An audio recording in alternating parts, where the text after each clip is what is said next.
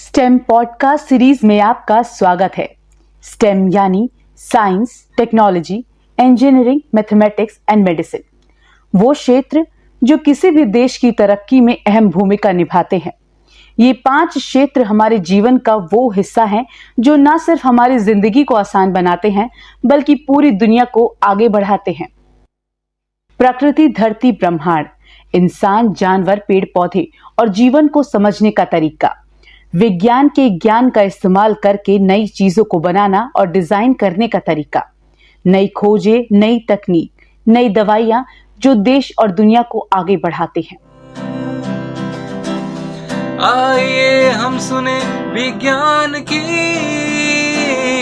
अनकही कहानियां। क्या आपने कभी सोचा है भूकंप कैसे आता है, या धरती के अंदर क्या होता है जब ज्वालामुखी फटता है, या फिर बिना खुदाई किए कैसे साइंटिस्ट तेल, खनिज और पानी जमीन के नीचे से खोज लाते हैं? है ना दिलचस्प? ये सब होता है जियोफिजिक्स की वजह से। जियोफिजिक्स यानी धरती को समझने का वैज्ञानिक तरीका, जिसमें हम इसके अंदर की हलचलों, ताकतों की स्टडी करते हैं।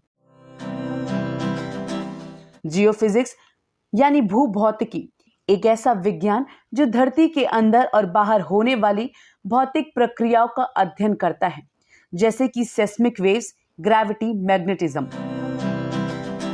बिना धरती को खोदे हुए धरती के भीतर क्या हो रहा है, यही हमें भूभौतिकी बताता है। जैसे डॉक्टर हमारे शरीर के अंदरूनी हालात जानने के लिए एक्सरे या एमआरआई करते हैं, वैसे ही मशीनों और गणनाओं के जरिए भूभौतिकी वैज्ञानिक धरती का एक्सरे करते हैं। जब आप धरती पर चलते हुए किसी पत्थर को देखें तो याद रखिए, उसके नीचे एक रहस्यमयी दुनिया है जिसे जानने का रास्ता है भूभौतिकी।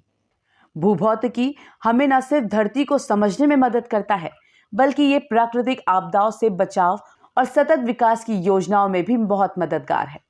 इसको जानने और समझने के लिए आज हमारे साथ मौजूद हैं Wadia institute of Himalayan geology में साइंटिस्ट ई के पद पे कार्यरत डॉक्टर गौतम रावत।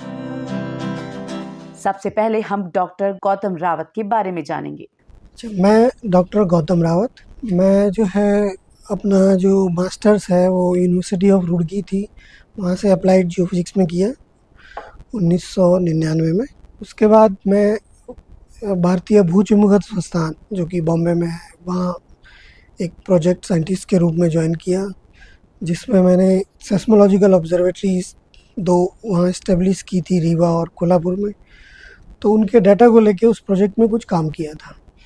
उसके बाद मैं 2005 में वाडिया इंस्टीट्यूट हिमालयन जियोलॉजी में साइंटिस्ट भी ज्वाइन किया, और ज्वाइन करने के बाद ही मैंने IIT रुड़की से PhD के लिए भी ज्वाइन किया। तो मेरी जो PhD है वो IIT रुड़की से जियोफिजिकल मेथड्स पर है, उत्तराखंड हिमालय की सबसरफेस स्ट्रक्चर्स के बारे में। डॉक्टर गौतम रावत ने हमें बताया धरती के अंदर क्या है, धरती कैसे हिलती है, पृथ्वी की मैग्नेटिक फील्ड क्या है, पृथ्वी के अंदर और बाहर होने वाली फिजिकल एक्टिविटीज कैसे होती हैं। जैसे कि हमारा संस्थान जो है हिमालय ओरिजिन को समझने की कोशिश कर रहा है, उससे संबंधित अलग अलग पक्षों को देखता है। तो मेरा जो काम है वो भूभौतिकी तरीकों से सतह के नीचे सब सरफेस को इमेज करना है। जैसे हम एक्सरे करके इमेज निकालते हैं, तो उसी तरह का काम मेरा है।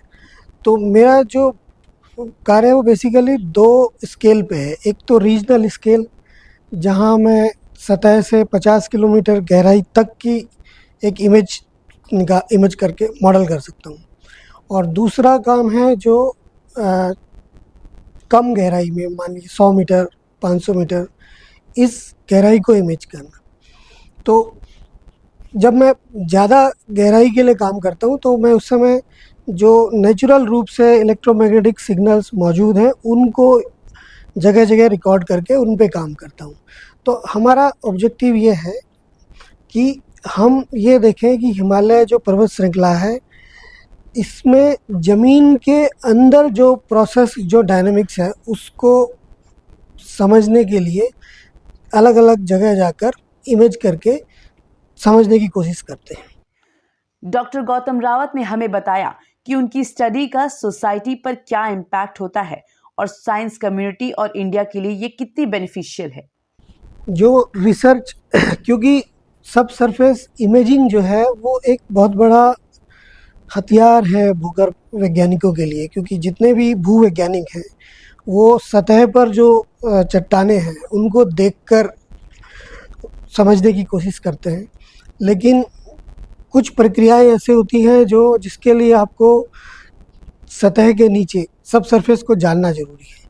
तो मेरा काम जो है वो सब सरफेस इमेज प्रोवाइड करके उन प्रोसेस को समझना है। तो ये भूवैज्ञानिकों की भी मदद करता है कि जो मॉडल या जो थ्योरी वो डेवलप कर रहे हैं तो क्या ये सब सरफेस इमेज उसको सपोर्ट करती है या नहीं। और आम आदमी की अगर बात करें तो जब मैं एक कम गहराई वाले स्केल की इमेजिंग करता हूँ तो वो जो कार्य होता है वो स्लोप स्टेबिलिटी या किसी को जब डैम सेफ्टी या ग्राउंड वाटर एक्सप्लोरेशन इनके काम आता है। आगे डॉक्टर गौतम ने हमें उनकी रिसर्च का पास्ट, प्रेजेंट और फ्यूचर सिनेरियो बताया। पिछला रिसर्च जो था, मैं क्या कर रहा था कि हिमालय में दक्षिण से उत्तर की तरफ एक लाइन में अलग अलग जगह पे जाकर अलग अलग लाइन के अलोंग सब सरफेस स्ट्रक्चर्स को इमेज कर रहा था। और मैं उनमें ये देख रहा था कि जो थ्रस्ट, जब फॉल्ट, जो स्ट्रक्चर्स जियोलॉजिस्ट ने इस्टेब्लिश किए हैं तो उनकी सब सरफेस मॉर्फोलॉजी क्या है। क्योंकि जो एक थ्योरी जो हिमालयन ओरिजिन की है कि हिमालय बेसिकली इंडियन प्लेट और यूरेशियन प्लेट के टकराने से बना है, और टकराने के बाद जो स्क्रैप्ड सेडिमेंट है जो दक्षिण की तरफ आए हैं तो वो इंडियन प्लेट के ऊपर जमा हो गए और जियोलॉजिकल हिस्ट्री में जो है वो रॉक फॉर्म्स में आ गए। तो मैंने सब सरफेस इमेजिंग से अलग अलग लाइन में जो इन सेडिमेंट्स के नीचे की जो सतह है जिसे हम भारतीय प्लेट का टॉप सरफेस कहते हैं उसको इमेज किया है, उसकी ज्योमेट्री को इमेज किया है। तो वो हमें हेल्प करता है कि जो हैजार्ड पॉइंट ऑफ व्यू से जो अर्थक्वेक डिस्ट्रीब्यूशन है वो किस तरह से कंट्रोल हो रही है हिमालय में पश्चिम से पूर्व की तरफ। तो अभी तक तो मैं एक तरह से 2D लाइन हम इसे कह सकते हैं, सेक्शन जनरेट कर रहे थे।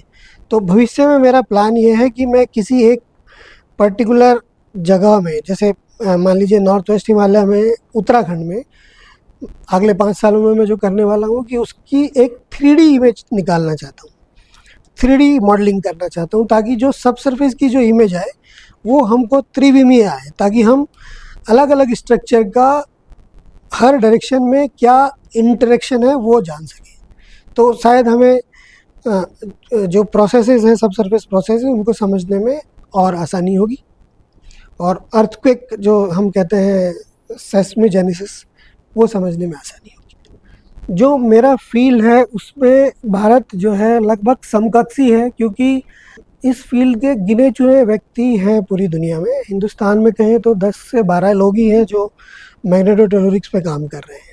जो विदेशी हैं वो हमसे थोड़ा सा कंप्यूटेशनल मॉडलिंग में आगे हैं, क्योंकि वो अभी 3D मॉडलिंग वहाँ कॉमन हो चुका है और हम अभी इसकी शुरुआत कर रहे हैं। तो बहुत पीछे भी नहीं है, लेकिन साथ साथ ही चल नहीं। मेरा जो है कोलैबोरेशन रहा है, मैंने NTPC के लिए और जो है इरिगेशन डिपार्टमेंट के लिए, PWD के लिए काम किया है। NTPC ने जो अपनी उनकी जब TBM टनल में फंस गई थी, उन्होंने एक वाटर जोन को पंचर कर दिया था और एक वहाँ वो स्लरी में फंस गई बिल्कुल।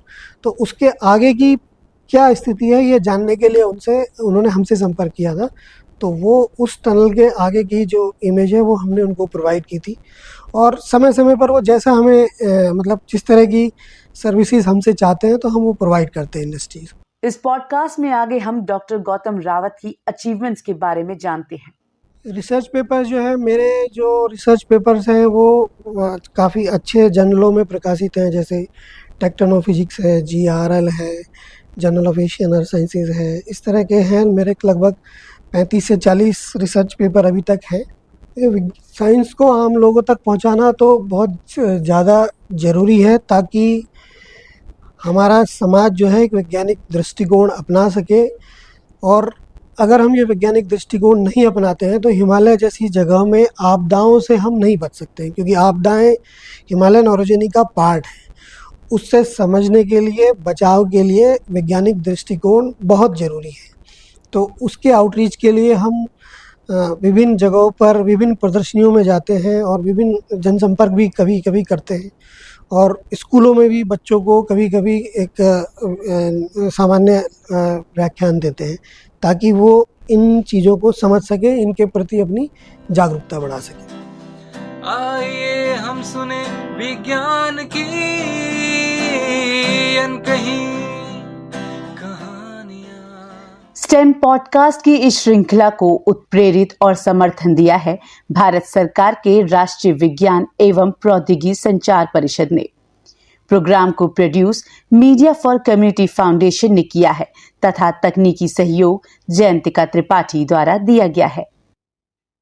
तो दोस्तों, उम्मीद है कुछ नया जानने को मिला होगा। अपना ख्याल रखिए, तब तक के लिए खुश रहिए। अलविदा।